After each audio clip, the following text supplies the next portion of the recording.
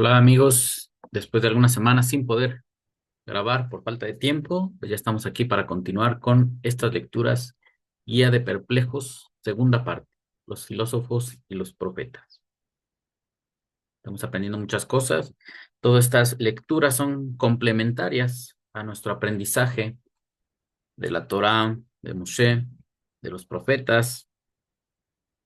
Esto es o la utilidad que tiene estas lecturas es que Maimónides está analizando los planteamientos filosóficos que tratan de explicar el origen del mundo, el origen del universo, que tratan de darle sentido a la vida del hombre, y si ellos son parecidos, si hay coincidencias entre lo que propone la filosofía y la Torá, y en determinado caso, pues también detectar las diferencias entre los dos tipos de conocimiento. Ya alcanzamos a ver en algunos capítulos que la filosofía descarta el conocimiento de origen profético. No es científico, no tiene un rigor, sino simplemente es un conocimiento que venía a la mente de determinada persona, en este caso profetas de Israel, pero que este fenómeno no es exclusivo de ellos. También en las naciones había profecía. También en el ambiente griego había oráculos, había gente que accedía a un conocimiento, que no todo era por vía del razonamiento. Pero nosotros pues vamos a continuar con nuestra lectura, a seguir desarrollando estos capítulos. Ya vamos más de la mitad del libro. Ojalá que todo salga bien y logremos terminar todo este libro que escribió Maimónides a su alumno, a uno de sus alumnos, que al distanciarse de él le envió estos escritos para que él continuara con su estudio y análisis de la Torá y la filosofía, comparar entre los dos conocimientos. Obviamente la posición de Maimónides es favorable a la tradición judía, a lo que ellos defendían como su religión.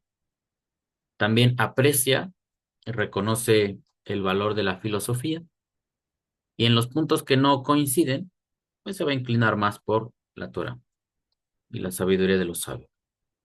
Segunda parte, lectura número 8 de esta segunda parte. Y ahora sí, entramos a este pequeño índice de capítulos que van a ser leídos en esta oportunidad. De la existencia de Dios, ese es el tema principal. Reconocer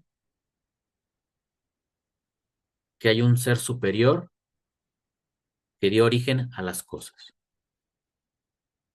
¿Y cómo podemos llegar a esa conclusión? Observando el universo. Y observando, como meditando, en que las cosas en este mundo no suceden por casualidad, sino que hay alguien detrás de cada cosa creada. Hay un ser superior, una inteligencia que creó el universo. Eso es lo que pensamos los teístas. ¿Cómo crea Dios las cosas? Eso es algo muy complicado, muy difícil de razonar y de explicar, porque no somos Dios, porque no tenemos la forma de actuar ese verbo que es crear las cosas, hacerlas aparecer. De ahí que se desprendan estos dos razonamientos principales de que el mundo fue creado por Dios o el mundo es eterno igual que Dios. No tuvo un inicio, no tendrá un fin, sino que existe por siempre. y el otro es que Hashem originó la creación. Bueno, tenemos aquí el primer capítulo que va a ser leído en esta oportunidad, es el 22, de por qué no es cierta la teoría de la eternidad del universo. En esta instancia ya sabemos que Maimónides va a decir que el universo fue creado de la nada, pero ahorita está analizando aquellas posiciones o posturas que él no comparte. Después va a pasar a explicar su posición, de por qué sí es correcto decir que Dios creó las cosas de la nada. Y de a poco, conforme va avanzando en estos capítulos, lo va a ir soltando algunos de esos fundamentos que apoyaban su posición. Capítulo 23, de la preparación intelectual y moral que este linaje de especulación reclama. Bueno, va a decir que para que una persona se adentre en estos temas, debe tener una preparación. Y es lo que a nosotros muchas veces nos critican, y yo digo que con justa razón, porque como creyentes solamente nos enseñan a leer la Biblia como la única fuente de verdad. E incluso a mí me tocó escuchar gente religiosa cuando yo era más joven, pastores, líderes religiosos, maestros, de esos que luego, según estudian en universidades, en seminarios prestigiosos y los invitan y te llegan a decir que la Biblia es la única fuente de verdad absoluta. Y eso que ellos van a universidades, ¿no? A dar conferencias y todo eso. Eh, que nada más la Biblia es única fuente confiable de conocimiento y todo lo demás es falible. Incluso le dicen a los jóvenes que vayan a la universidad, pero que no hagan caso de la teoría de la evolución y de cualquier cosa que contradiga la Biblia, pues que la estudien solamente para acreditar sus materias, pero que nunca crean eso, porque va contra la fe. Pues, tal es la posición de la mayoría de los religiosos, de los creyentes. Y yo creo que nosotros estamos en una etapa diferente, en una posición diferente. Como creyentes pensamos que la Biblia es verdadera, que habla cosas ciertas. Hay pasajes que nos cuesta trabajo comprender y dentro de nuestro estudio tratamos de definir si se entienden de manera literal o fueron escritos como alegorías para transmitir un mensaje espiritual. Y eso implica una preparación intelectual, como dice acá Maimónides. Ellos, en esta época, como lo vimos también en el video ese muy breve que hice sobre los motocálimes, los sabios de esta época, de la Edad Media, es más, desde que surgió la filosofía en Grecia, en el tiempo de Sócrates, Platón, Aristóteles, esos filósofos antiguos, se preparaban en muchas disciplinas. Estudiaban matemáticas, estudiaban física, estudiaban astronomía y cualquier otra ciencia que estuviera desarrollándose en esos tiempos. Ellos lo estudiaban todo, trataban de abarcar mucho conocimiento. Y desde luego será la misma posición que tenga Maimónides para su alumno. Y lo que dice aquí en este capítulo 23, que debe haber una preparación intelectual para abordar estos temas. Y no solamente la pura Biblia. Y luego agrega que una preparación intelectual y moral que este linaje de especulación reclama. Y es lo que ahí nosotros los creyentes quizá tengamos un punto fuerte en el de la moral, que también es muy discutido hoy día. De hecho, ese tema de la moral, acá no sé si se alcance a ver, voy a quitar un poco el filtro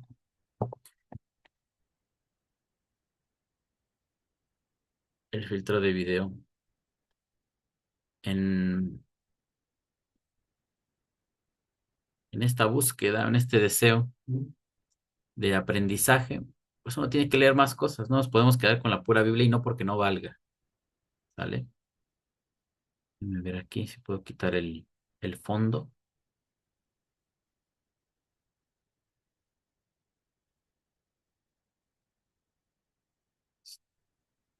A ver si pongo el de desenfoque, a ver si se alcanza a ver. No, no enfoqué el libro. Vamos a ponerlo así, tal cual. Tenemos acá crítica de la razón pura, ¿sí? Editorial Porrúa. Este es un libro de Immanuel Kant. Hace como dice acá, un desarrollo de filosofía muy avanzado que me está costando trabajo su lenguaje. Él, la época en la que él apareció es posterior a ¿cómo se llama esto? A la Ilustración. Ya florecía la filosofía, daba avances significativos y uno de los aspectos que él va a criticar pues es el origen de las creencias, de que él mismo fue creyente, ¿no? Todos antes creían en Dios, pero comienza a haber un deseo o una necesidad de exigirse que el conocimiento sea más preciso, que no basemos nuestra fe o cualquier conocimiento que tengamos en creencias, en corazonadas. Y uno de los temas que también se va a abordar acá, o por lo que voy viendo en la introducción, es la moral. La moral va a ser algo que se va a cuestionar acá, los valores. Y, por ejemplo, acá tenemos diálogos de Platón, ¿sale? Diálogos de Platón. Estoy leyendo de la primera parte. Ayer estaba leyendo lo de Eutripón, estaba hablando con él. Y hacen todos estos juicios, estas valoraciones morales. Le decía a él que estaba llevando a juicio a su padre porque asesinó a un trabajador. Y la sociedad te diría, no, es que tú no puedes hacer ese tipo de cosas, ¿no? ¿Cómo vas a llevar a juzgar o al juzgado a tu padre porque haya hecho algo mal? Y él dice, si nosotros estamos ciertos del bien, de las cosas correctas, no tendría por qué haber un impedimento en llevar a juicio a nuestros familiares. Entonces, eso te habla de una moral elevada, donde no importa, y la propia Torá, me estaba acordando que Moshe decía lo mismo, que no se debe hacer acepción de personas, y que incluso si tu hijo peca, se rebela contra Dios, contra las leyes, tú lo debes llevar a la puerta para que lo juzguen los ancianos y si resulta culpable, pues, y si es pena de muerte, lo habrán de ejecutar. Eso es un ideal, es un sueño que se persigue, una moral muy alta, que quizá no todo podamos alcanzar, pero por lo menos hay que estudiarlo, hay que analizarlo. Entonces me acordaba de estas cosas ayer que estaba leyendo esto. Bueno, ahí acaba el paréntesis cuando dice este tema de la preparación intelectual y moral que este linaje de especulación reclama. O sea, nosotros como creyentes es un aspecto, la moral, que naturalmente intentamos presumir que lo tenemos, pero muchas veces no lo logramos. Por eso mucha gente está desertando de la religión. Yo mismo deserté de ir a estar en un grupo religioso porque tú vas a la iglesia y te hablan de Dios muy bonito, pero los hermanos hacen muchas veces todo lo contrario. Y no solamente los hermanos, sino empezando por los líderes, son la gente más inmoral e irrespetuosa tanto de las leyes de Dios como de las leyes civiles. Y así uno va por el mundo conociendo gente que dice, ¿a poco este es creyente? No, ¿a poco este es cristiano? ¿A poco ese lee la Biblia? Y cada cosa que hace, ¿no? Bueno, dice Maimónides que debe haber una preparación intelectual y moral para este tipo de linaje de conocimiento, de especulación, lo reclaman. Capítulo 24, de que es difícil de alcanzar para el hombre el conocimiento de las cosas celestes. Aquí es un reconocimiento al límite que tenemos y sobre todo en su época, que no había desarrollado mucho la ciencia espacial, solamente todo era por observación, desde aquí, desde la Tierra. y él llega a la conclusión de que muchos de los razonamientos pues estaban equivocados o que no había forma de demostrarlos, que solamente eran pensamientos que venían a la mente del hombre, pero que tenían gran probabilidad de ser incorrectos, porque no teníamos los medios para ir al espacio, para ir a las estrellas, y hoy día todavía no lo tenemos, ¿no? Salvo que se tienen telescopios, ¿no? Muy poderosos, sondas espaciales que viajan y desde el espacio observan más allá de lo que podemos ver nosotros desde aquí. Y algunas que otras eh, pues, expediciones que han hecho a la Luna y la que hoy se tiene planeado llegar un día a Marte, ya físicamente el ser humano. Capítulo 25. Indiscutibles pruebas de la escritura sobre la creación del universo. Pues aquí va a aprovechar para establecer que la escritura aporta pruebas sobre la creación del universo y no dice que sea eterno. Y capítulo 26 de un pasaje del Pirkei Rabí Eliezer referente a la creación. Y lo vamos a ver. Solamente comenta un fragmentito que le permite expresar algunas ideas. Ahora sí, iniciamos entonces. Voy a quitar aquí la imagen de la cámara para que podamos concentrarnos en la lectura. Nos dice de por qué no es cierta la teoría de la eternidad del universo. Afirma Aristóteles y todos los filósofos el axioma. Ahí tenemos la palabra que no es muy usada por nosotros, es parte del lenguaje científico, filosófico, matemático. Había un maestro en la secundaria que todo el tiempo nos decía de los axiomas, no, de la prepa. Nos enseñaba trigonometría y siempre nos decía, esto se deriva de este axioma. Este es el axioma que sustenta esta determinada definición trigonométrica, ¿no? O de la geometría. Y para eso, pues tenemos que conocer la definición de axioma. Entonces, yo lo puse en el recuadro verde, que puede usted ver en la pantalla. Dice lo siguiente: se conoce como axioma a cualquier proposición o premisa que se considera autoevidente, es decir, obvia, fácilmente demostrable, que sirve de fundamento para un cuerpo de teorías y razonamientos deductivos. Los axiomas son reglas generales y básicas del pensamiento lógico que existen en un sinfín de disciplinas científicas o no, y que se distinguen de los postulados por el hecho de que no requieren de una demostración, al ser evidentes, y por lo tanto deben ser simplemente aceptadas. Y para construir un conocimiento complejo, la mente del hombre elabora o recurre a sustentarlo a través de axiomas, de aspectos que son verificables de manera muy simple, no requieren una demostración, o más bien su demostración es muy accesible. Regresamos al texto y dice, afirman Aristóteles y todos los filósofos el axioma de que un elemento simple solo puede producir un elemento simple. Un elemento simple solo puede producir un elemento simple.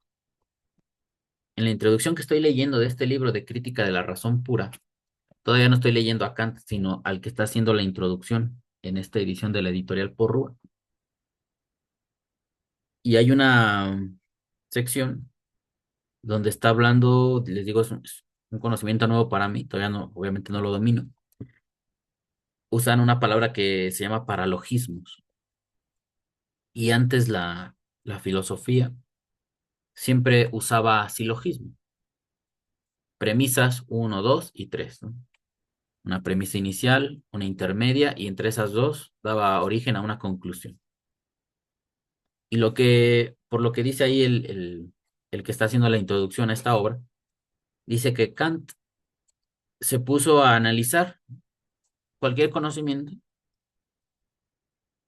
y veía que incluso en las premisas se supone conocimiento, que ni siquiera es verdad.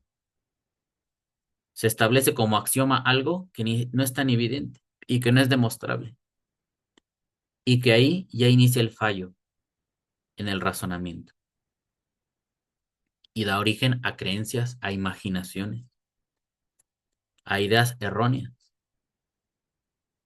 Entonces, por eso su método se llama así, crítica de la razón pura, porque su observación filosófica es más agresiva, digámoslo así, es más exigente e identifica todos esos fallos en la lógica humana que hasta su momento muchos no querían reconocer o la evadían. Los seres humanos tendemos mucho a ser dogmáticos. Nos dicen una cosa y la tengamos demostrada o no, nos las puedan demostrar o no, decidimos creerla, aceptarla. Y sobre eso construimos mucho conocimiento. Y he aquí a donde hemos llegado, ¿no? Lo que hemos descubierto en estas últimas lecturas del libro de Isaías es cómo han ido colgándole muchas creencias, descontextualización de los textos, llevados a otros sentidos, que ¿de qué sirve tener una Biblia, poder leerla, si a final de cuentas vas a terminar creyendo otra cosa que la Biblia no dice?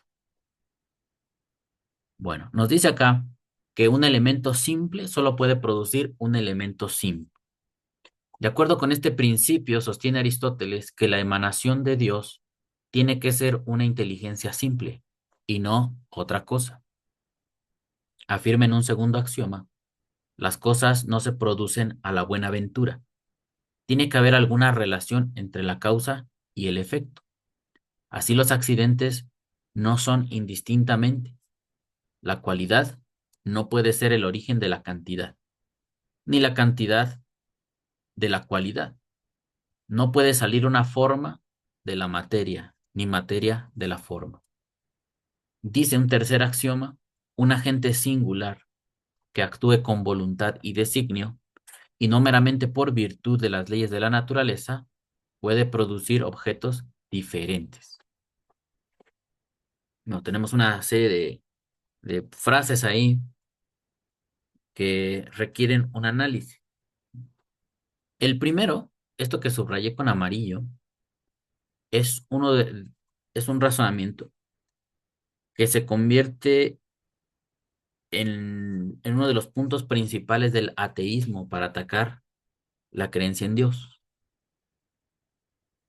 Ahorita lo dicen así de manera filosófica, pero puede llevarse a esos niveles, ¿no? Porque ellos dicen, si Hashem es uno, el Dios que tú crees, que tú hablas, es uno,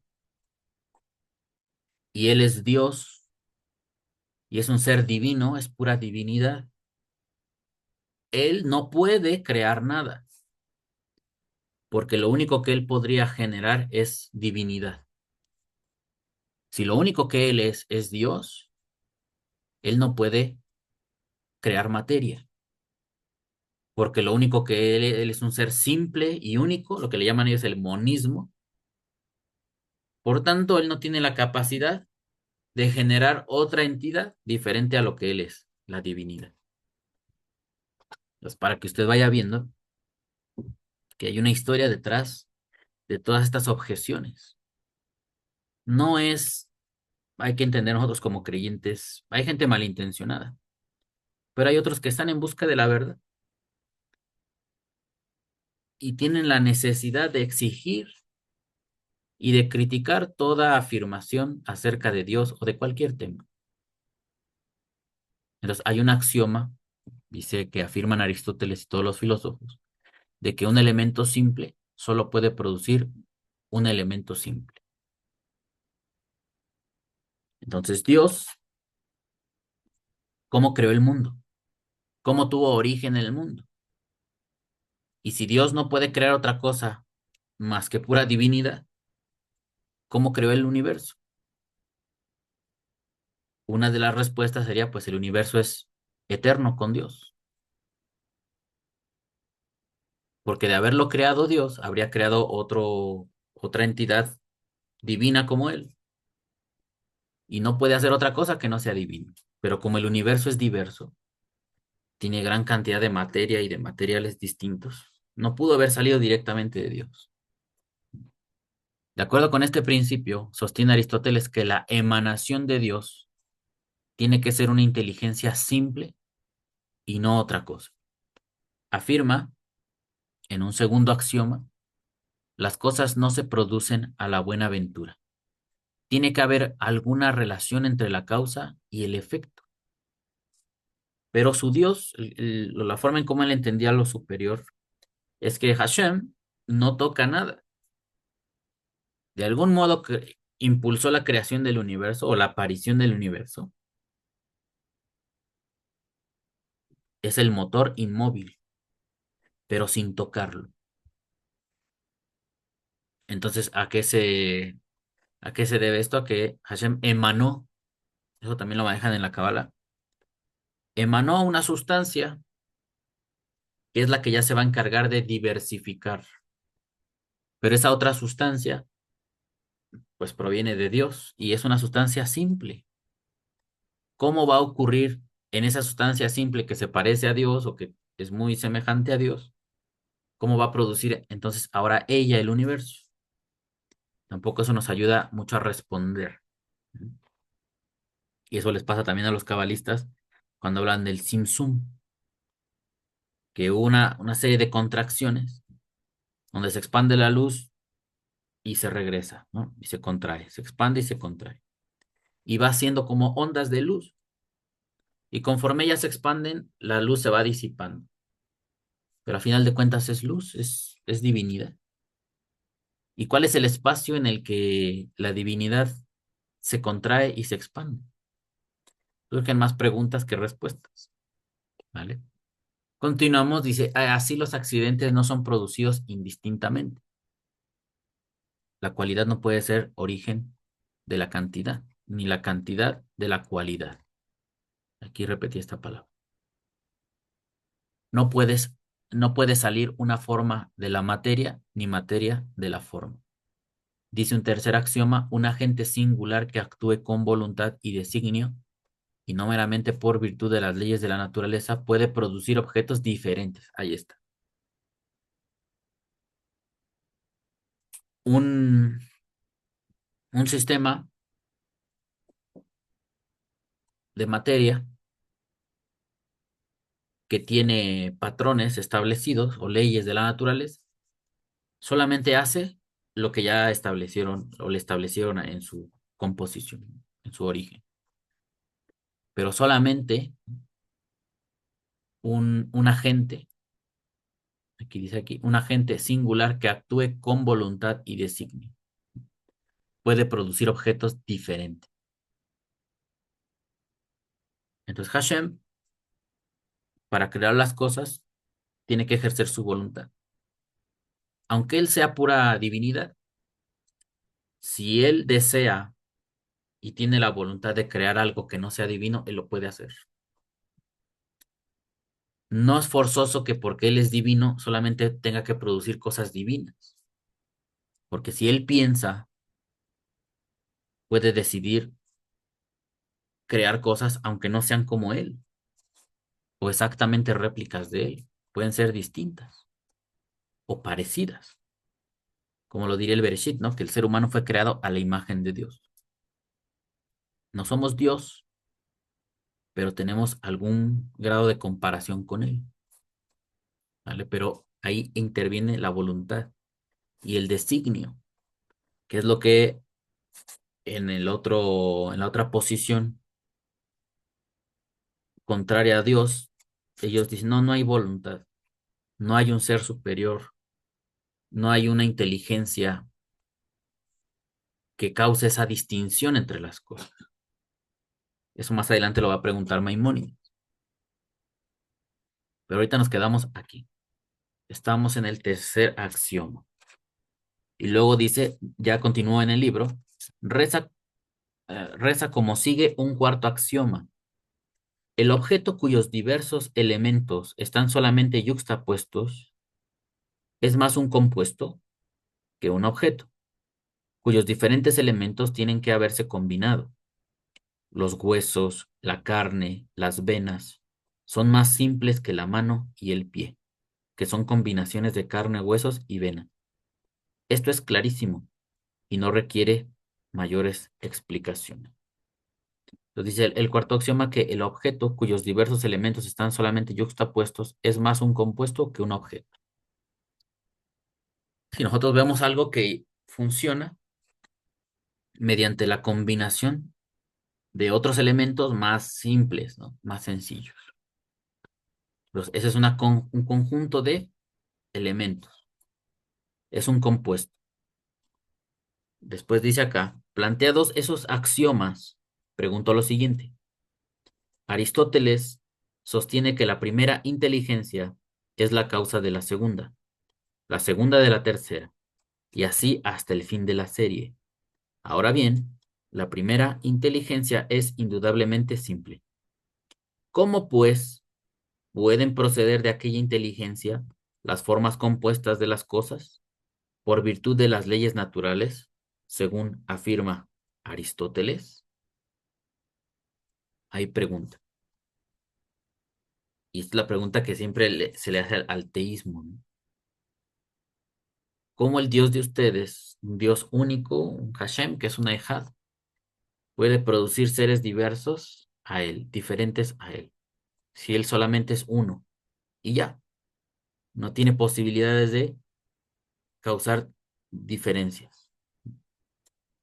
En cambio, todas estas dificultades desaparecen si sostenemos la existencia de un designio y determinación del Creador, conforme a los caminos de su inescrutable sabiduría. Las dificultades aparecen cuando consideramos que el universo es no el resultado de una voluntad libre, sino el efecto de las leyes fijas de la naturaleza, teoría que, por otra parte, no concuerda con el orden existente de las cosas, ni lo explica suficientemente, ni parece probable, porque según esta teoría, Dios, cuya perfección reconocen todas las personas que piensan, guarda una relación tal con el universo que no podría cambiar de él una tilde. Si se lo propusiera, no podría alargar el ala de una mosca, ni reducir el número de patas de un gusano. A juicio de Aristóteles, Dios ni siquiera lo intenta, pues es absolutamente imposible que él desee introducir cambio alguno en el orden de las cosas existentes. Si pudiera, no por ello aumentaría su perfección, antes bien, desde cierto punto de vista, la disminuiría. Sí, porque si Dios se la pasara en este punto de vista, ¿no? Que dice Aristóteles, modificando las cosas por voluntad, daría la impresión de que está corrigiendo, ¿no? Como que se equivocó y tiene que estar corrigiendo las cosas para que funcionen mejor. La posición que defiende Maimónides es que sí hay una voluntad de parte de Dios, que es la que causa todas esas diferencias. Y aunque él sea un ser único, eso no le impide crear cosas diversas, que no sean divinidad, como lo es él. Ese es como resuelve el teísmo esta situación, que los filósofos, incluso hasta el día de hoy, ustedes cuando vayan si llegan a ver un canal de ateos, todo el tiempo están hablando de eso, ¿no? O cuando se trata el tema de Dios y lo atacan de esta forma. Él es un Dios simple y no puede hacer otra cosa más que ser Dios, porque es lo único que él puede hacer. Y si tratara de hacer otra cosa, entonces él ya cambió. Y empiezan a hablar una serie de cosas. Ahora seguimos por aquí. Dice, ya sé que muchos críticos parciales atribuirán mi disentimiento a que no entiendo cabalmente la teoría de Aristóteles o a cierta oposición interesada, pero yo me resisto a renunciar al fruto de mis propias meditaciones, por mezquinas y pobres que mis capacidades sean, convencido de que el problema de que si los cielos son o no eternos no puede ser resuelto de manera probada, ni por la afirmativa ni por la negativa. Expongo las objeciones que cada uno de los pareceres contrarios suscita, Y pruebo luego que la teoría de la eternidad del universo es susceptible de más poderosas objeciones y más propensa a envilecer la idea que tenemos de Dios. Otro argumento que pudiera aducirse es que la teoría de la creación fue sustentada por nuestro padre Abraham y por nuestro maestro Moisés. Bueno, dice, habrá gente que me critique y diga, yo no entiendo a Aristóteles, no lo he estudiado suficiente, por eso le pongo objeciones. Es un punto. La otra le van a decir a Maimónides, es que tú eres judío y a como dé lugar, tú quieres hacer ver que Abraham, que tu padre Abraham y que tu maestro Moshe, lo que ellos dijeron es superior a cualquier conocimiento.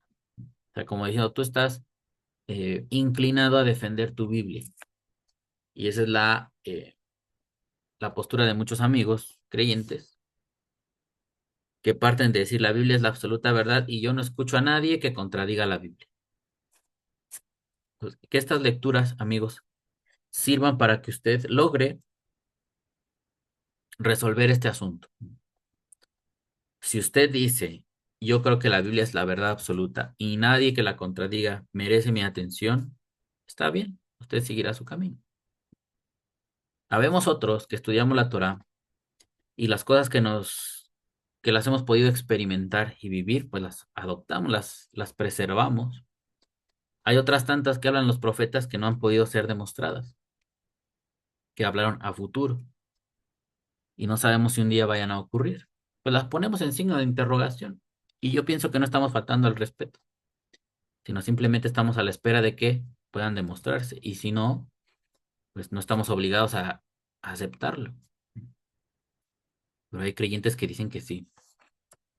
Pues poco a poco nos vamos haciendo de un pensamiento crítico hacia la propia Biblia, vamos afinando nuestra fe y casi como lo hace Kant, ¿no? O lo que va proyectando aquí en la introducción que voy leyendo, él buscaba eso, ser más exigente en que las cosas que se digan sean verdaderas y no partir de suposiciones o de imaginación.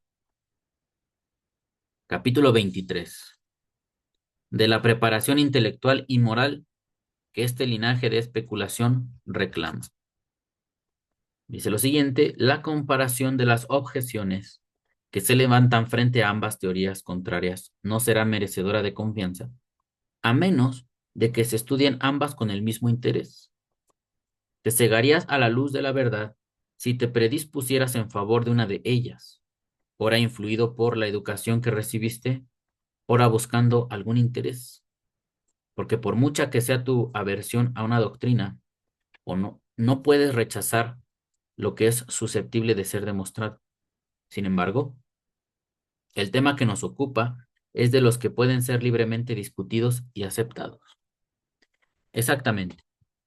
¿Por qué hay estas peleas y debates entre exégetas, entre apologistas, ¿no? Más propiamente apologistas de la religión y los críticos científicos contra los apologistas? Porque cada quien está interesado en defender su postura y ponerla encima del otro. Pero nosotros no tenemos por qué ser parte de ese jueguito. Las cosas que sean benéficas y que vengan de la religión, de la fe, de la Torah, ¿qué tiene que de malo que las aceptemos y las practiquemos si dan resultados positivos? Y si la ciencia nos enseña cosas buenas, ¿por qué tendríamos que desecharlas? Pero así es la mente del hombre. Un día yo estaba dialogando con uno de ellos en un canal que se llama Nuestra Experiencia Atea. No sé si todavía exista. Ya no he visto ni siquiera que YouTube me sugiera su programación. Y me estaban criticando, que por cierto ya estamos en el libro de Deuteronomio, vamos a llegar a ese tema de la violación de una mujer. Cuando se abusaba a una mujer o se le seducía en Israel, ¿qué se tenía que hacer? Y estos amigos todo el tiempo están sobre temas de moralidad, queriendo dar lecciones a nosotros, ¿no? Como creyentes. Y queriendo darle lecciones a los sabios de Israel, a los escritores de la Biblia. Y me estaban diciendo que todo eso está muy mal, porque ¿cómo puede ser posible que Dios diga en una de sus leyes que cuando un hombre abusa a una mujer, la mujer se tenga que casar con el que la abusó. Así leen ellos. Yo le dije que estaba incorrecto lo que él estaba diciendo. Y le digo, ¿cómo se explica usted que hay otros versículos en esta misma sección donde dice que si el hombre abusó a la mujer y ella gritó y trató de defenderse y él la forzó, al tipo lo deben capturar y asesinar? Digo, lo que pasa es que usted no entiende, no sabe leer. Usted ya tiene un odio hacia la Biblia y en lugar de ver los diferentes casos que está presentando la Torah, los cuales son casos representativos, no son exhaustivos. No está presentando ahí todas las investigaciones que se hacían o cómo se lleva a cabo, sino simplemente deja una muestra para que el pueblo tenga una referencia. Y después le digo, ¿sí sabe usted? Le digo, a ver, usted que está tan ofendido en el abuso de las mujeres, ¿qué es lo que propone? ¿Cómo se le debería castigar a esa gente? Y me dice, no, pues yo propondría la pena de muerte. Y le digo, ¿y qué está diciendo la Biblia? Le digo, si nosotros practicáramos la Biblia, si los sistemas de justicia modernos practicaran la Biblia, se tendría que asesinar a todos los violadores. Le digo, ¿la Biblia está diciendo la verdad, sí o no? Y se quedó callado. Y me dijo, no, de todos modos no lo acepto. A ver, ni siquiera porque la Biblia respalda lo que él dice. Él, este ser humano de esta generación, de esta época moderna, dice que a un violador se le debe matar. Y la Biblia dice lo mismo, ni siquiera por eso le da crédito a la Biblia. Porque pasa lo que está diciendo aquí Maimónides. Te cegarías a la luz de la verdad si te predispusieras en favor de una de ellas. Ora influido por la educación que recibiste, ora buscando algún interés, porque por mucha que sea tu aversión a una doctrina, no puedes rechazar lo que es susceptible de ser demostrado. Entonces, así es el hombre. En otra ocasión yo platicaba con otra persona, igual de ellos, y me estaba diciendo, no, es que la Biblia muchas mentiras y todo eso, y le digo, a ver, vamos a hacer algo. ¿Toda la Biblia es mentira? ¿Toda la Biblia no sirve para nada? ¿No hay nada de verdad en ningún enunciado de ella? Y me dice, no, yo creo que no, no es así, ¿no? Le digo, bueno, entonces usted me diría que si hay aspectos verdaderos en la Biblia. Y se quedó callado. No quiso, no quiso pronunciar o decir que sí. Les da terror reconocer que la Biblia enseña cosas ciertas y verdaderas, aunque desde su punto de vista la mayoría sea malvado y es puro y porquería y basura y lo que, todos los calificativos que ellos dicen, aunque la razón les diga que ciertas cosas que dice la Biblia son correctas, ni siquiera por eso no lo aceptan, se resisten a aceptarlo públicamente. Entonces cuando yo le pregunté eso se quedó callado y dice, no, yo no diría eso, y se quedó pensando. Y dije, bueno. Porque si toda la Biblia es una porquería, es un libro nefasto, pues hay que tirarlo a la basura y ya, ¿no? Se acaba el problema. Pero en verdad todo su contenido no sirve para nada. Que te diga honra a tu padre y a tu madre, eso es maligno. Eso pervierte al ser humano. Cuando le dice ama a tu prójimo como a ti mismo, eso es maldad pura, eso es ignorancia, eso es ejemplo de lo nefasto de la fe. Decirle a otra persona que ames a tu prójimo como a ti mismo. Entonces, ni tantito reconocen el valor de la Biblia. ¿Por qué? Porque ya tienen ese odio hacia su mensaje. Afortunadamente nosotros podemos criticar la Biblia mientras la estudiamos y no lo hacemos con odio, lo hacemos con afán de aprender. Seguimos y dice aquí, te capacitarás para resolver la duda hasta donde fuere preciso, liberándote de tus pasiones, ignorando los hábitos adquiridos y siguiendo las luces de la razón. has de cumplir bastantes requisitos.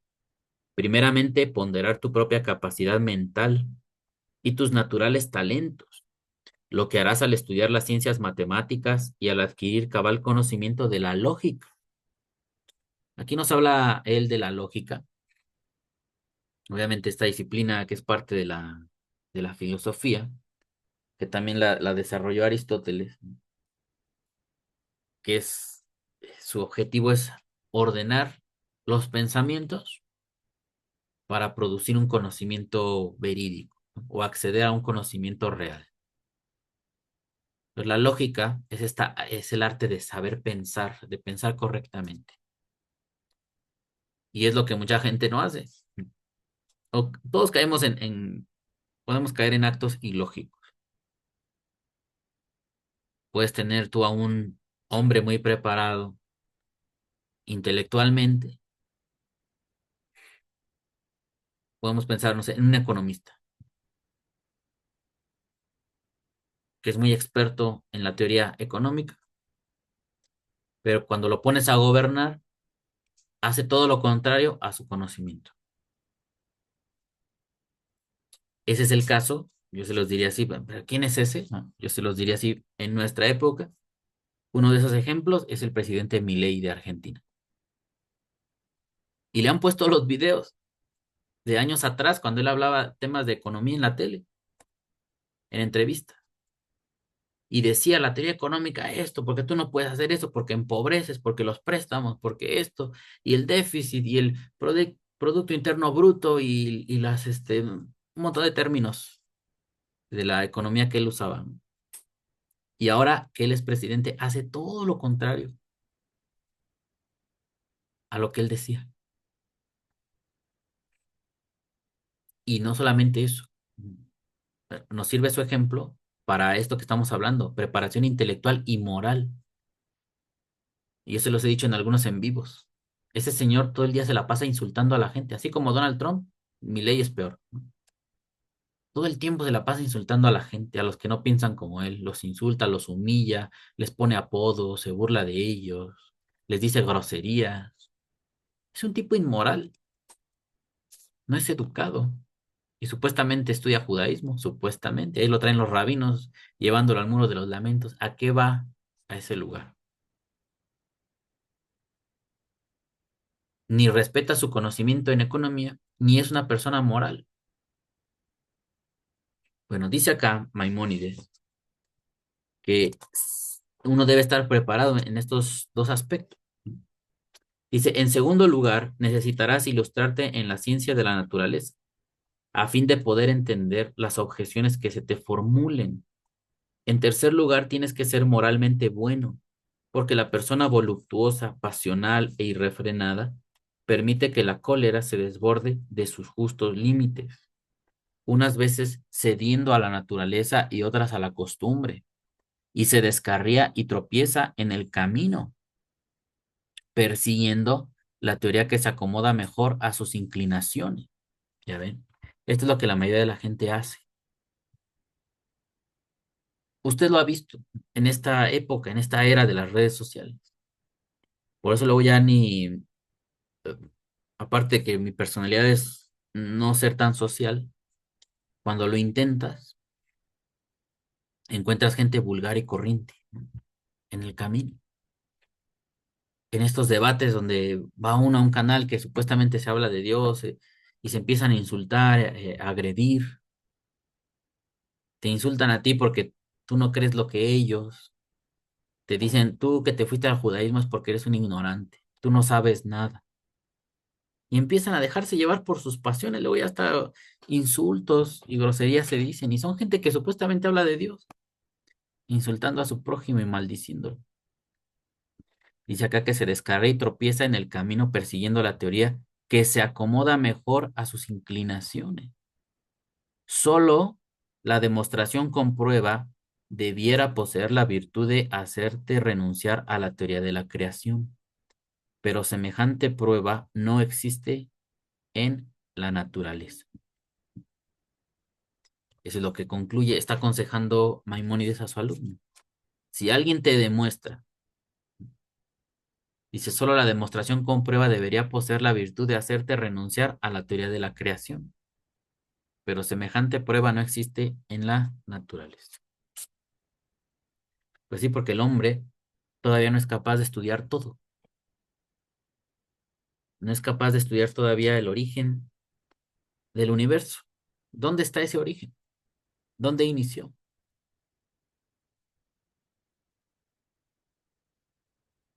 Para ir allá y estudiarlo. Nuestra vida, nuestras capacidades nos permiten estar en ese lugar, hacer mediciones e interpretar esos valores correctamente. Porque el hombre ahora, que estudia el espacio, envía sondas y de acuerdo a la capacidad, arroja unos datos y lo interpretan los científicos. Pero pasan unos 15, 20 años, la tecnología aumenta, se hacen mediciones más precisas y ahora se llega a otras conclusiones. O surgen interrogantes que no se habían podido tener antes por esos nuevos datos que están surgiendo. Entonces, es algo muy que rebasa al ser humano, el estudio de la creación, del universo. Ahora sí, pasamos al siguiente capítulo, de que es difícil de alcanzar para el hombre el conocimiento de las cosas celestes. Sabes de la astronomía todo aquello que estudiaste a mi lado y aprendiste del libro del Almagesto. Este libro ustedes lo pueden buscar en internet. Ahí está, en algunas páginas lo tienen para consultarlo directamente, no se puede descargar, son muchos tomos. Y es un libro de astronomía que ellos conocían en ese tiempo. Es una especie de enciclopedia, son muchos tomos. Y habla de todo el desarrollo astronómico que ellos habían alcanzado, incluso hasta con cálculos matemáticos. Dice, no tuvimos tiempo ni ocasión de llevar más adelante nuestros estudios. La teoría de que las esferas se mueven con regularidad y de que los pretendidos cursos de las estrellas coinciden con la observación se basa, como sabes, en dos hipótesis.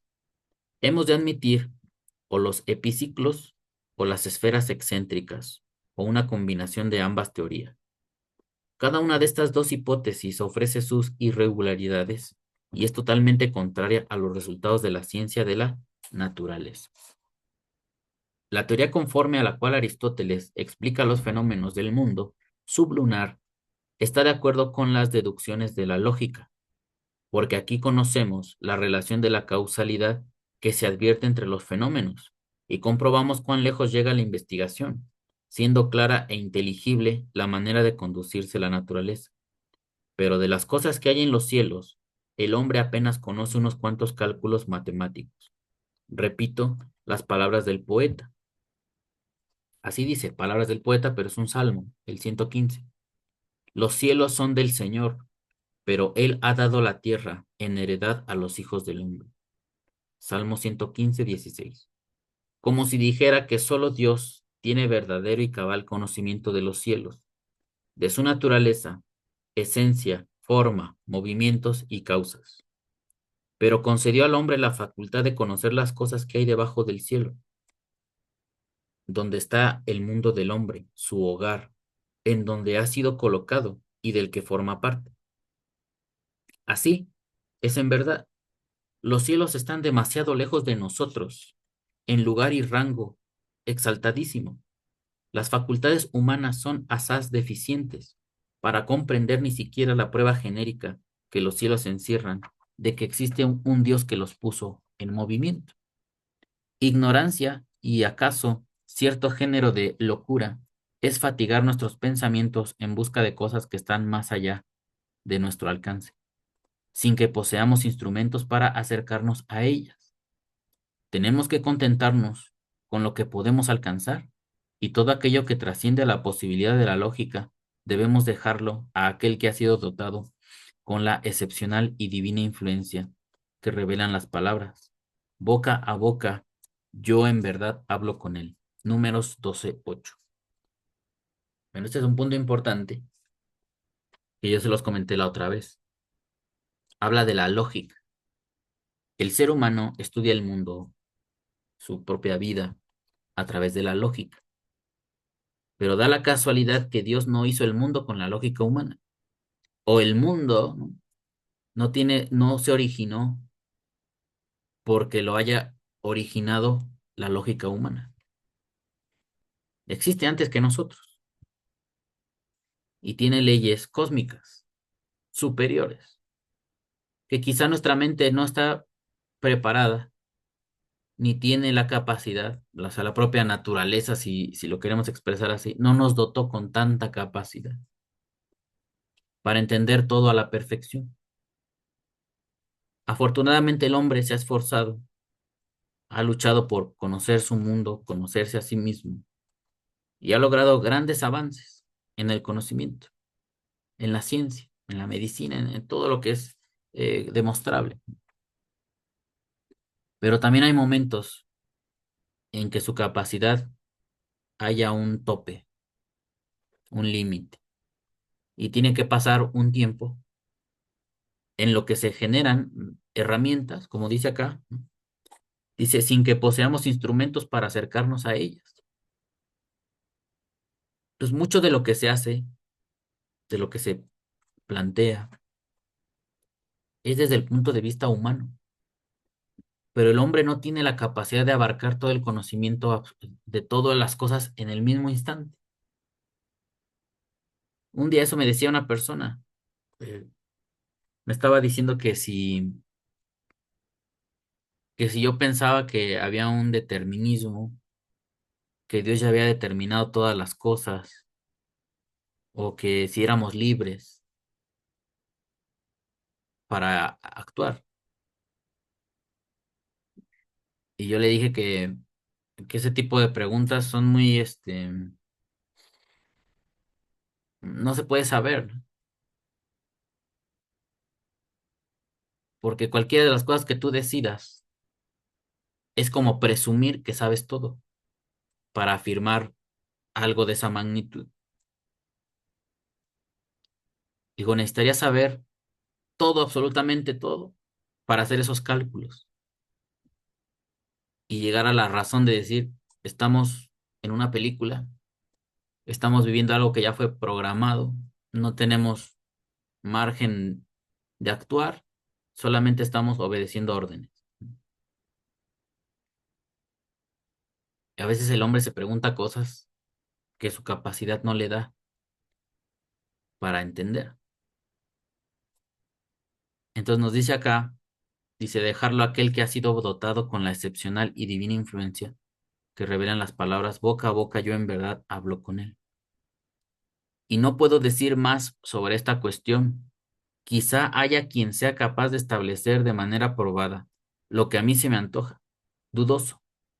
Mi gran amor a la verdad me fuerza a declarar el embarazo en que me hallo tratando de estas cosas y a confesar que no he oído ni sé de nadie que haya establecido estas doctrinas de manera probada. Bueno, como se dan cuenta, también Maimónides pasaba sus momentos donde se sentía muy ignorante, a pesar de lo mucho que sabía de la Torá y de su incursión en la filosofía y en las matemáticas y en todas las ciencias de su época. Decía que él muchas cosas no las entendía, no alcanzaba su capacidad para razonarlas. Y eso me parece que es bueno, es saludable ser humilde y no ir por la vida creyendo que lo sabemos todo, porque es un sufrimiento querer saber todo y no lograrlo. Entonces, nosotros en la Torah no encontramos que el humano haya sido creado para saberlo todo, y tampoco entendemos que para ser feliz necesitemos saberlo todo. Ojalá que estas lecturas, amigos, los poquitos que las llegan a escuchar, se sientan afortunados de meditar en esto. No necesitamos saberlo todo para ser felices. para vivir o tener una vida honrosa y digna. Aprendamos lo más que podamos, hasta donde dé nuestra capacidad, y estemos contentos con ello. Pero no entremos a esta obsesión de querer saber todo, de querer hallar la explicación de todo, porque nadie lo va a lograr. Nadie sabe todo. Tú puedes ver a un super experto en hebreo, pero no sabe nada de mecánica automotriz, o de programación en computación, o de hacer un pastel. No sabe. Y hay muchas ramas del conocimiento que ese gran experto en algo no sabe. Tal vez no sabe ni lavar una taza de baño, cosas tan elementales, ni eso sabe hacer. Pero es muy experto en algo y en otros mundo de cosas no sabe nada. Entonces, que estas lecturas también sirvan, amigos, para eh, relajarnos, no preocuparnos por ello, ni sentir que es una necesidad saber todo. Ni siquiera de la Biblia necesitamos saber todo. Estudiemos, hay que pues tratar de discutir y personalmente abarcar los temas, pero de aquellos que no nos venga ninguna idea ni ninguna solución, no pasa nada. Nos ocupamos más en las cosas que sí sabemos y que son bien sencillas y las hayamos expresadas en mandamiento. Cosas buenas que nos marcan el camino para estar bien. Sepamos mucho o no sepamos tanto, que podamos vivir felices y tranquilos. Ahora sí, pasamos al capítulo 25.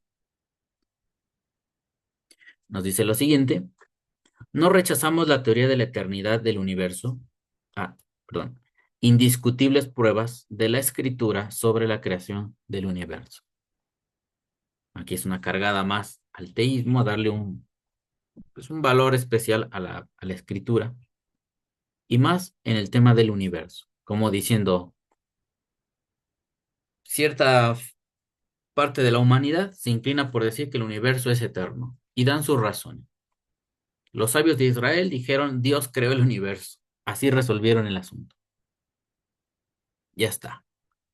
No rechazamos la teoría de la eternidad del universo por la sola razón de que ciertas expresiones de la escritura confirmen que ha sido creado. No menos numerosos son los pasajes en que se representa a Dios como ser corporal. Y si la eternidad del universo fuese una doctrina probada, no habría sido imposible ni difícil encontrar una interpretación conveniente de los lugares en que se habla de la creación, como hemos hecho con los que aluden a la corporeidad divina. No aceptamos la teoría de la eternidad del universo porque no ha sido probada. Ahí está, punto importante. No es porque diga la Biblia. O sea, yo como creyente sí tengo como base la Biblia, que dice que Hashem creó los cielos y la tierra. Lo vimos apenas en Isaías, que Dios crea el bien y el mal, que Dios crea el mundo, Dios crea las cosas. Y en Bereshit también lo dice. Pero no solamente por eso. ¿Podría alguien destruir la Biblia? Que es el deseo de muchos que odian la fe, que nos odian a nosotros por creer. Les gustaría agarrar la Biblia, todas las Biblias del mundo, y echarlas a un volcán y que se destruyan, ¿no? O prenderles fuego y que deje de existir cualquier libro sagrado que hable de Dios. Pero eso no acabaría con la fe del ser humano, porque como lo analizábamos el otro día, no solamente viene de la escritura el conocimiento en Dios, también se sustenta en lo que uno vive. Y ahí ya no necesitas saber hebreo, ni griego, ni arameo, ni nada de eso. Porque luego la gente dice, nosotros somos sola escritura. No es cierto. Nadie es sola escritura.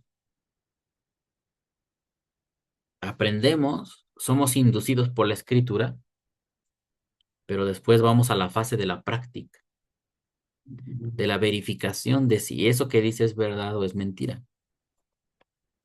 Lo que sí pasa con el creyente es que muchas de las cosas que no están demostradas en la Biblia, que dicen que va a pasar después, las cree como que ya son reales. Y algunos otros decimos, bueno, eso no es necesario que yo lo crea. Mejor espero a que se cumpla. Y si no lo voy a ver en mi época, pues no es un asunto mío. Ya lo verán otros. Y no nos quita el sueño eso, pero otros creyentes sí es muy fuerte este dogma de que hay que creer toda la Biblia. Bueno, dice Maimónides, nosotros no decimos que el universo fue creado nada más por la Biblia. Y no aceptamos lo otro, pues porque no tienen pruebas, nada más por eso. Y ni siquiera es porque la Biblia diga una cosa o la otra. Dice acá, en segundo lugar, a ver, acá está. Un mero argumento no basta para rechazar el sentido literal del texto bíblico y para buscar una explicación figurada, cuando la teoría contraria puede apoyarse en argumentos igualmente buenos o mejores. En segundo lugar, nuestra creencia en la incorporeidad de Dios no contradice ninguno de los fundamentales principios de nuestra religión, ni los dichos de ningún profeta. Sin embargo, si aceptáramos la eternidad del universo, tal como la enseña Aristóteles, como resultado necesario de las leyes fijas de la naturaleza, nos pondríamos en contradicción con los principios religiosos. Habríamos de perder la fe en toda la clase de maravillas y signos y renunciar a todas las esperanzas y temores que se desprenden de la Escritura, a menos que también hubiéramos de explicar en sentido figurado los milagros. Así lo han hecho los alegoristas entre los mahometanos y han llegado a disparatadas conclusiones. Estos son los motocálimes, los seguidores de Mahoma, o sea, mahometanos que vienen de esa religión, del Islam. Que algunos de sus sabios que enseñaban el Kalam o se adhirieron, bueno, aquí no hace referencia directa al Kalam, nada más dice entre los mahometanos y han llegado a disparatadas conclusiones. No pensaban que el Corán fuera literal cuando habla de aspectos milagrosos, sino le daban un sentido espiritual. Eso es lo que también a veces hacen los cabalistas. Nos dicen que determinados pasajes de la Biblia que hablan de cosas milagrosas, en realidad nos hablan de otros niveles de comprensión de lo superior. Y de este modo, pues ellos ya esquivan esa dificultad de que digan que Moshe le golpeó la piedra y salió agua, literalmente. Eso no pasa, ¿no? Nadie de nosotros va y le pega una piedra y sale agua. Pero bueno, también nadie de nosotros es Moshe y nadie de nosotros vivió en ese momento específico. Bueno, que sirva este capítulo también, amigos, para que cada quien haga un análisis sobre su posición, la posición que cada uno tiene sobre los milagros en la Biblia. ¿Cómo los entendemos? ¿De manera literal o figurada? Que sean cosas reales, literales, no tiene ningún problema. Son vistos como violaciones a las leyes naturales, muchas veces. Y decimos, bueno, pues si Dios creó el universo, que no pueda hacer que salga el agua de una piedra. Pero no es ni siquiera es el punto, sino ya que sucedió, ¿qué es lo que buscaba que pasara, ¿no? ¿Qué efecto tendría que crear esa señal o ese milagro? Que si un niño falleció, o un joven, y ve el profeta Eliseo y lo resucita, ¿eso qué implica dentro de la historia? Más allá de que si fue cierto o no, ¿qué se buscaba transmitir con eso? Siento que ahí es donde tenemos que enfocarnos. ¿Que Dios puede crear cosas? Pues claro que sí, y es lo que está diciendo Maimónides. Si nosotros pensamos que el mundo fue creado, cuando la Biblia habla de que hay cosas milagrosas, no hay problema, porque Dios creó el mundo y Dios puede crear circunstancias súbitas en cualquier instante.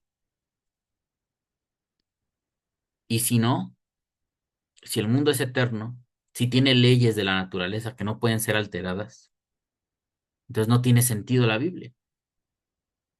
No tiene sentido, todas esas historias pierden su razón de ser.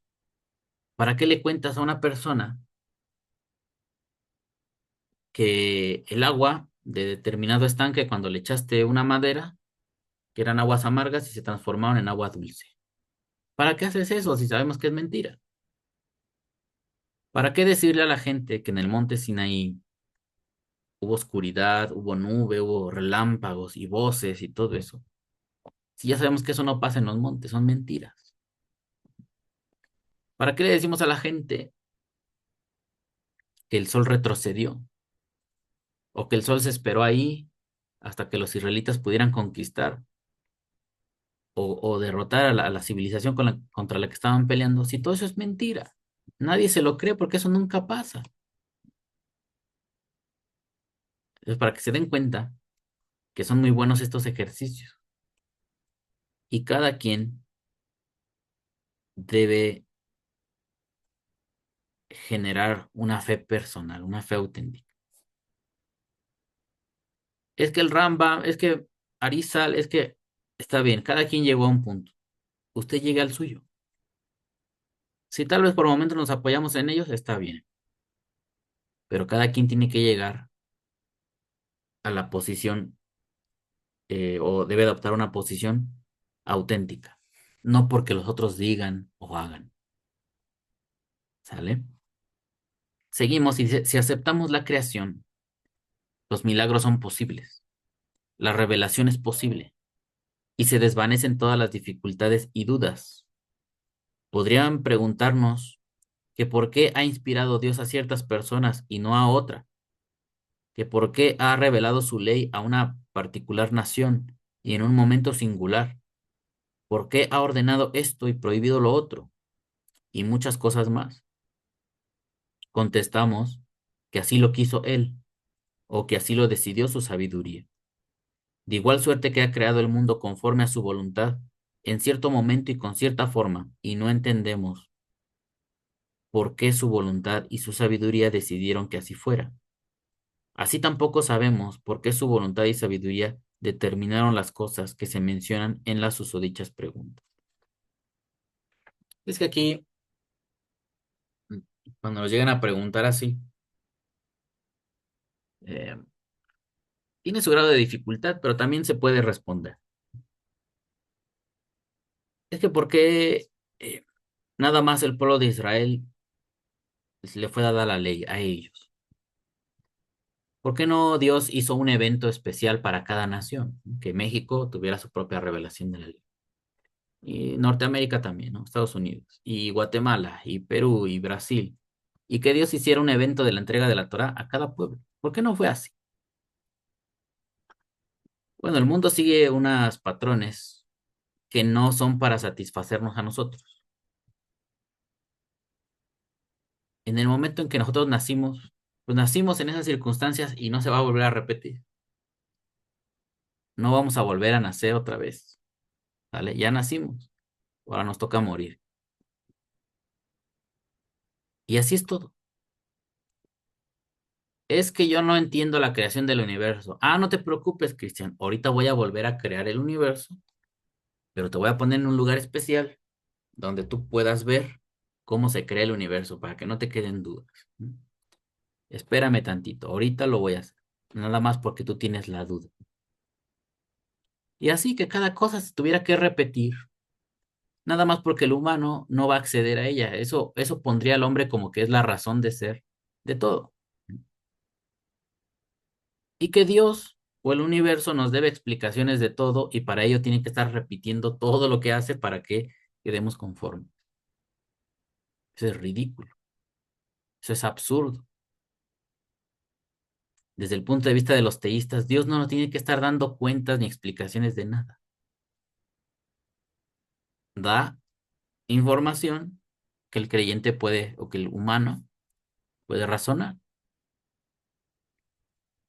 pero no tiene por qué estarnos explicando todo lo que él hace, ni recreando las cosas para que entendamos cómo se crea el universo. Entonces, a veces nos creemos muy importantes, como que podemos exigir a la vida que nos dote de todo lo que se nos ocurre en ese momento.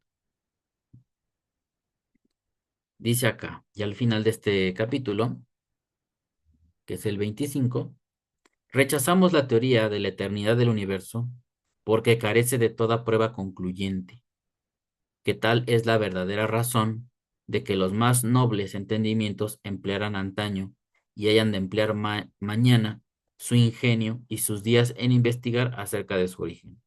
Sí, lo que no sucede, Aristóteles hubiese logrado probar su teoría, declaramos que sería preciso rechazar todas las enseñanzas de la escritura y que nos veríamos obligados a aceptar otras opiniones. De ahí depende todo. Adviértelo también. O sea, aquí pone las cosas Maimónides muy claras, ¿no? Para él es fundamental. Si el universo es eterno, la Biblia se cae en pedazos, porque todo el tiempo afirma que Dios lo creó. Y eso volvería esas partes fundamentales una mentira. Y todo el desarrollo de la Biblia está basado en que Dios creó el mundo. Y si Dios no creó el mundo, pues todo lo demás ya es mentira. ¿Ya para qué? ¿Ya para qué le prestamos atención? O sea, se va a esa postura maimónica. Pero desde su punto de vista, afortunadamente Aristóteles no probó nada. Dice, no hay pruebas. Sigamos discutiendo. Pero nadie puede demostrar que el universo es eterno, que siempre ha existido. Ahora sí pasamos al capítulo 26. Algo como lo que me pasó en el video ese de los sacrificios de niños, ¿no? Aunque Ezequiel dice, yo no les pedí eso, yo nunca les mandé ese tipo de cosas, yo lo que quiero es obediencia. Ese versículo no vale, vamos al otro. El otro es el que vale. Y ahí pues se nos cayó toda nuestra fe, según pretenden estos individuos que consideran examinar la Biblia como un documento científico. Por eso le llaman ciencias bíblicas. Sujetar una tradición religiosa, acompañada también de relatos históricos, sujetarla al rigor de las ciencias modernas para llegar a la verdad y para desacreditarla o decir, este es un libro mal hecho, esto revela pura ignorancia o trae pura ignorancia, por eso estamos como estamos, como si los que lo hayan escrito hayan sido científicos o tuvieran la intención de generar ciencia, los que escribieron la Biblia. Bueno, dice acá, de un pasaje del Pirkei Rabí Eliezer referente a la creación. En los famosos capítulos de Rabí Eliezer, hallo que Eliezer el Grande dice algo más extraordinario que cuanto he visto en las declaraciones de todos los creyentes de la ley mosaica. Me refiero al párrafo que reza, ¿de dónde fueron creados los cielos? Tomó él una parte de la luz de su túnica, la extendió como una tela, y así los cielos fueron dilatándose sin cesar. ¿De dónde fue creada la tierra? Tomó él de la nieve que hay bajo el trono de su gloria y arrojóla, según las palabras. Él dijo a la nieve, sé tierra. Job 37:6. Es es este versículo que tenemos acá. ¿Sale? Nos dice la traducción, nueva versión internacional, a la nieve le ordena, cae sobre la tierra, y a la lluvia muestra tu poder. Tenemos, en hebreo dice ki, y Ki la shelach, porque a la nieve, aquí sigue el porqué, la shelach, la nieve, mm, a la nieve. Yomar, porque a la nieve dirá,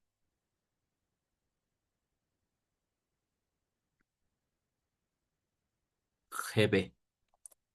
C, esta sería como una forma imperativa de ser, sé tierra. Aunque tengo ciertas dudas, ¿no? Sobre esta forma verbal. Acá tengo un libro de verbos, donde está la conjugación del verbo ser. La forma imperativa que nos muestran acá es esta. Lo voy a escribir aquí. Es así, es G, y luego Yud con Cere, y luego otra vez la G. Geye. Aquí sería Geye. Esta es la forma imperativa. Sé tú, que seas tú, Geye. La forma imperativa se aplica para el ata, para el tú y para el at. Sé tú, tanto masculino como femenino. Pero si acaso em,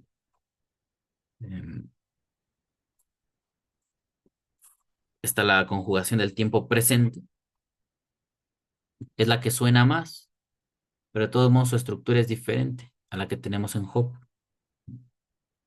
La conjugación del tiempo presente, decía ani o be o ata o be, sería soy, pero ese es el tiempo presente, o que a veces se utiliza como participio activo. Jove, ahí está, jove, jove. Y acá dice gb, pero tiene una alef aquí que no corresponde a la raíz.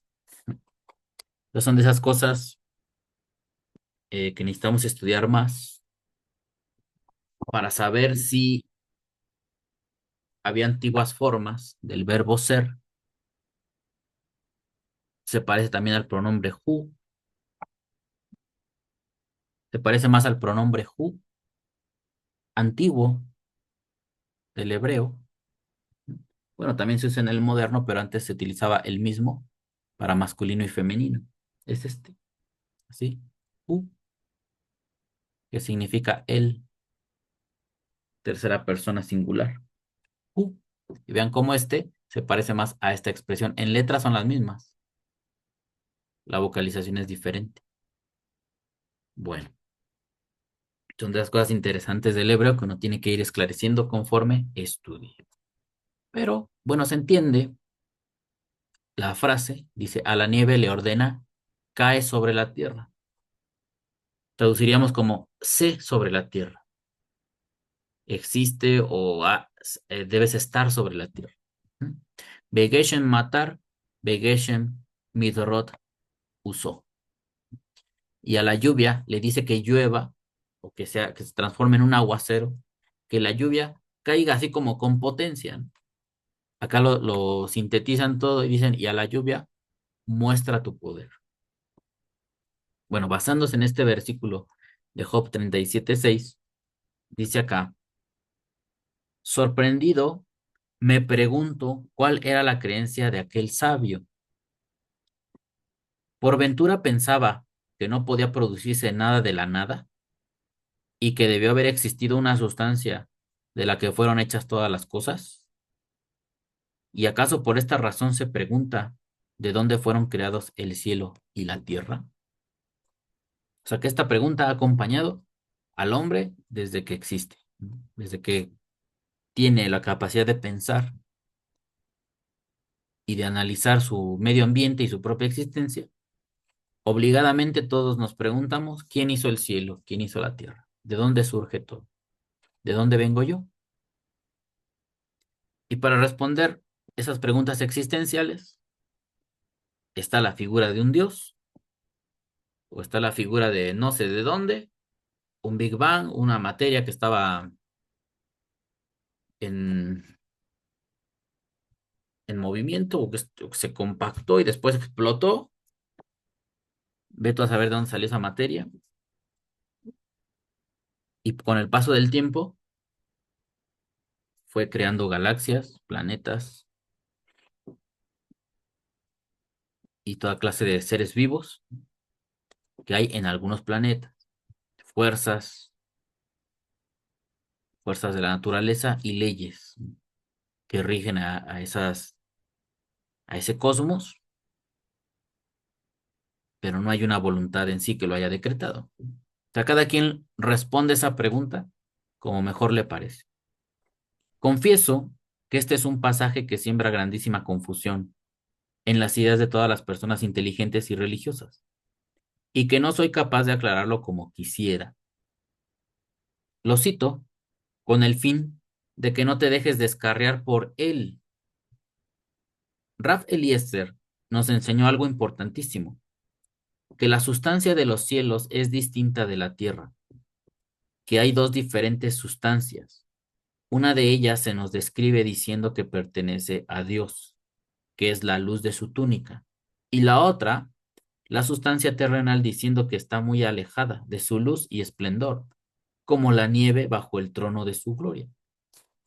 Entonces vean, como a la manera de los antiguos, visualizaban a Dios en un trono y que tenía una túnica. Y la túnica es de luz. Entonces de ahí se desprendió la materia o la energía capaz de crear el cielo. El cielo como lo concibe el humano o lo concebía en su época. Y también veían que en el trono de Dios, abajo en el piso, hay nieve. Todo esto proviene o surge de la imaginación del hombre o quizá de una profecía, una revelación profética. Y dice, a alguien se le ocurre en este Rabí Eliezer, pues de esa nieve es que Dios arroja o dice que esa nieve se transforme en tierra. ¿Mm? Sé tierra. Bueno, dice aquí que entonces esto surge de dos sustancias diferentes. Y obviamente estas sustancias no son eternas ni son Dios. Luego, dice aquí, diciendo que está muy alejada de su luz y esplendor, como nieve bajo el trono de su gloria. Es este uno de los misterios de la ley. En el Bereshit Rabbah, capítulo 12, se halla el siguiente pasaje. Rab Eliezer dice que las cosas que hay en el cielo han sido creadas del cielo, y las cosas que hay en la tierra de la tierra. Considera con cuánto ingenio declaró este sabio que todas las cosas de la tierra poseen una sustancia común, y los cielos y cuantas cosas hay en ellos una sustancia diferente de la primera. También explica en los capítulos, ampliando lo anterior, la superioridad de la sustancia celeste y su mayor acercamiento a Dios, así como la inferioridad y colocación de la sustancia terrenal. Presta atención a esto. Bueno, ahí terminamos nuestra lección o nuestro conjunto de capítulos para esta ocasión, donde Maimónides analiza esto y a nosotros, ¿qué nos queda? Observar que pues, los intelectuales de su época eran ingeniosos para explicar el origen del universo. Tenían cierto ingenio, cierta imaginación, cosas que tampoco podía probar Rabí Eliezer. O sea, si fuéramos exigentes, le diríamos, usted tampoco puede probar eso. Es que yo tuve un sueño y vi una visión, que Dios tenía una túnica. Sí, pero usted vio cómo de su túnica empezó Dios a crear el universo y después agarró la Tierra y la aventó y se formó el planeta Tierra.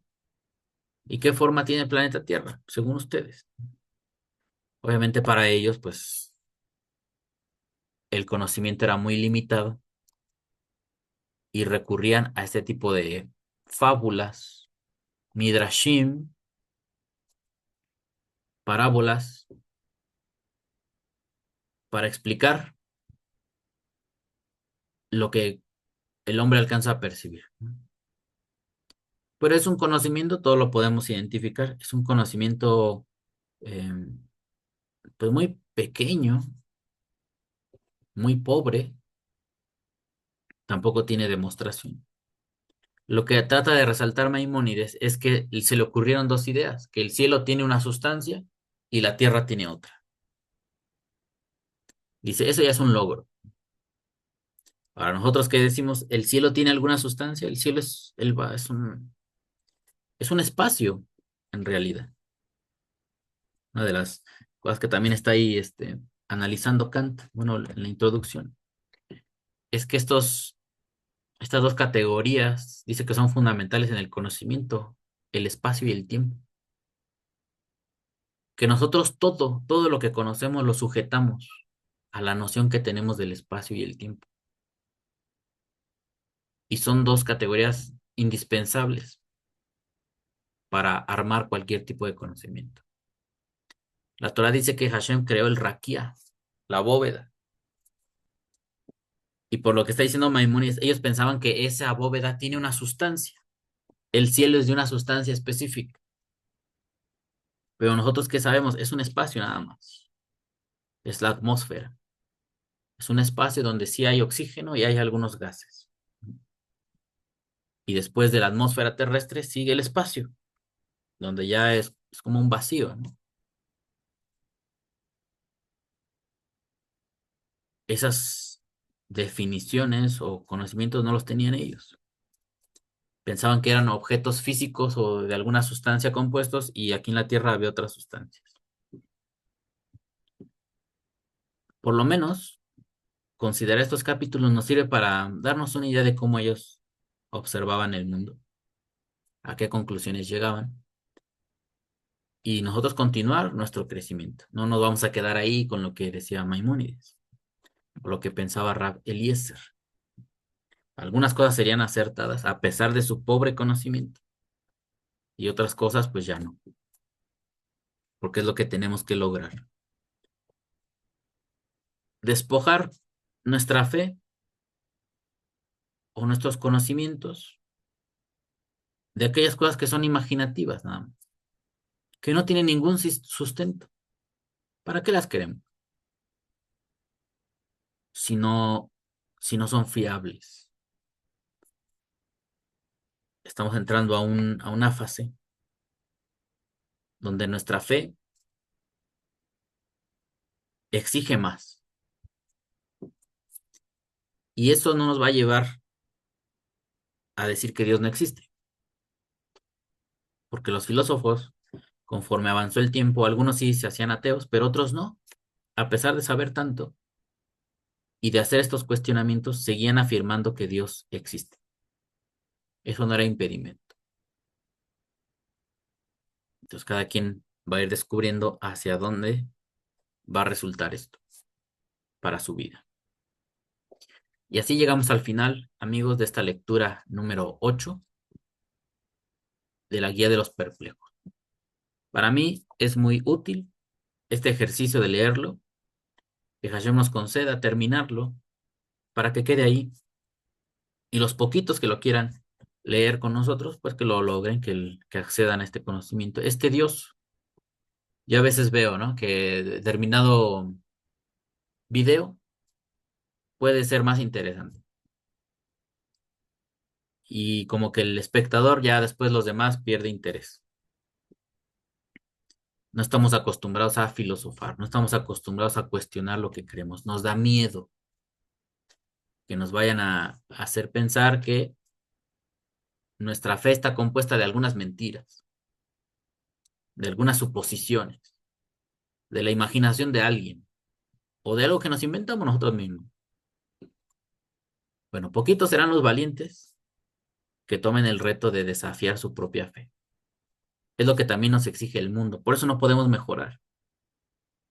Porque cuando alguien de afuera nos ataca, obviamente que nos defendemos. Pero cuando nos digan cosas ciertas, pues hay que reconocerlo, que hemos fallado como creyentes, que hacemos cosas equivocadas y que no somos congruentes con lo que decimos. Pues, ¿qué hay que hacer? ¿Eliminar la fe? No. Hay que sustentarla con nuestros actos. para que ya no, que la gente diga, pues mira, tú crees puras mentiras, ¿no? O crees cosas que no son demostrables, pero eres un ser humano valioso, eres un ser moral valioso, haces las cosas con convicción, siempre te apegas a la rectitud, no importando lo, lo que conlleve eso. Desde que leí al final, bueno, este diálogo con Eutrifón y luego el diálogo con Critón, porque es así. Ahora déjame ver. Donde también Critón le está proponiendo a Sócrates que se escape de la sentencia y que se vayan y huyan, porque dice, pues tú eres un filósofo valioso, no hay muchos como tú. Y dice él, no, porque yo toda la vida, yo sería incongruente, yo destruiría mi propia filosofía, mi conocimiento yo lo dejaría por tierra. Yo he defendido el Estado. Yo he defendido que es bueno vivir bajo leyes y respetar la autoridad. Y en este caso, aunque no me favorezca, yo lo tengo que respetar.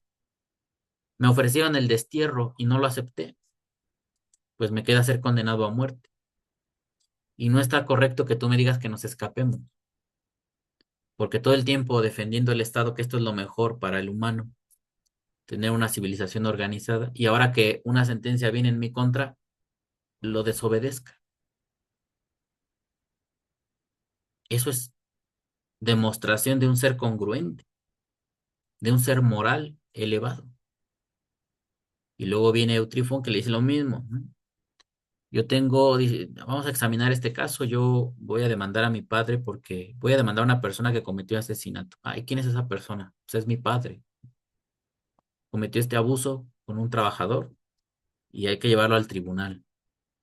Aunque la sociedad me va a decir que por qué hago eso si es mi familia. No importa de quién se trate. Tenemos todos que acatar las leyes y cuando se comete un crimen, una injusticia, hay que denunciarlo, aunque sea de los nuestros. Eso es lo que proponíamos. Eso es lo que proponían otros que no leían ni la Biblia, ni la conocían, y el humano llega a ese punto de moral superior, ya sea por la Biblia o ya sea por otros medios. Y hay otros que a pesar de tener todo un sistema de leyes en sus países, todo el tiempo las están quebrantando, porque no es parte de su visión de vida, esos valores.